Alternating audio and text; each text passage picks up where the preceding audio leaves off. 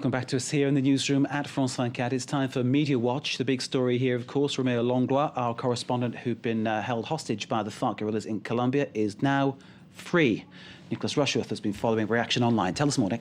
Well, I started out with thoughts of his family and friends in the southwest of France and turned to La Dépêche du Midi, which is a local paper there. And if you can see this website, Villefranche-du-Rouergue, that's where his dad is from. And there you can see Villefranche attend Roméo Langlois, le journaliste otage des FARC. They're waiting for him impatiently. Of course, that story was before this euphoric moment of his release, basically sort of capturing the fear of, well, is this going to be a repeat of Ingrid Betancourt, and that tension of it all dragging out forever and ever and ever. Of course, the good news is that this evening the champagne corks have popped here in the newsroom. The family are here, the brother and the mum and dad, which is brilliant news. It's obviously fantastic stuff. Online, it was possible to follow everything almost moment by moment. Well, this is the Croix-Rouge, the Red Cross, tweeting here, une bonne nouvelle, good news. The CICR, the ICRC convoy is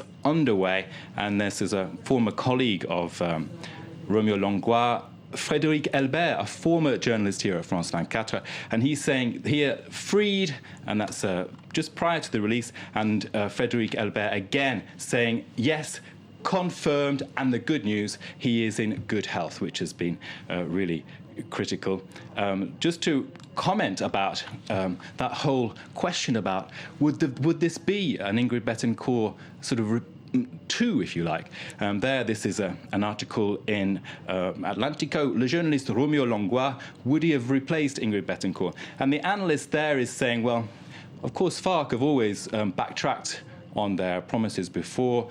This time, they are showing themselves to be strong. They're perhaps engaged in some kind of PR exercise with some kind of early release. So basically, he's saying they've come through a marasma, a decline in their fortunes, and are sort of calling the shots a bit with that. Now, if I can just go to this website, this El Tiempo, it's the local paper in Colombia. And of course, one of the things that's happened with FARC, which is perhaps in that terms of PR and messaging, it demanded before the release of Roméo Langlois that there should be a debate about freedom of information, and that did take place. El Tiempo, the newspaper here, organized that. It did so with the Freedom of Information Organization, and that, of course, perhaps sort of opens up the wider debate about how much play FARC has in this situation. Indeed, the massive fear, of course, is that the situation for Roméo Langlois would become just like that of Ingrid Betancourt, who was held hostage for some 6 years, of course, before she was eventually released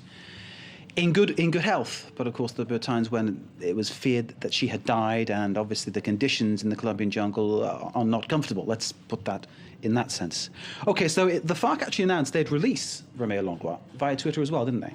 They did. They did that last Sunday, and they set out various conditions, and those conditions involved actually making a debate, a public debate, and that took place. That perhaps easing the way for this release now, this Wednesday. I'm just going to go back to Twitter because just to go tap into some of the euphoria we're feeling in the newsroom now. This one, I really like this one. Roméo Langlois, he was using his camera to film his own release para registrar su propia liberación. So, of course, that's showing that he's a journalist. Now, what about this, Mark? What do you think? This is the former president of Colombia, Alvaro Uribe, not pulling any punches on Twitter. Look at that one. Journalistic curiosity is one thing, identifying with terrorism is another. So, of course, that's the broader political fault lines of this. I think some response there to what Roméo Langlois was saying when he was addressing people there after his release. He was talking about the level of poverty in these areas is such that people have a choice. Young men have a choice. They join the army or they join the FARC. And he was saying more needs to be done by the government. And clearly, the government of Uribe for many years, of course, was in charge, and a very sort of conservative government, and perhaps accused of not really trying to invest in projects to create jobs and opportunities for people in that area. I think that's what Roméo was getting at, and certainly what Uribe was talking about. Now, we need to leave it there. I know you've got lots more to talk to us about, and obviously the feeling here is obviously one of relief that our colleague Roméo Langlois is now safe and free.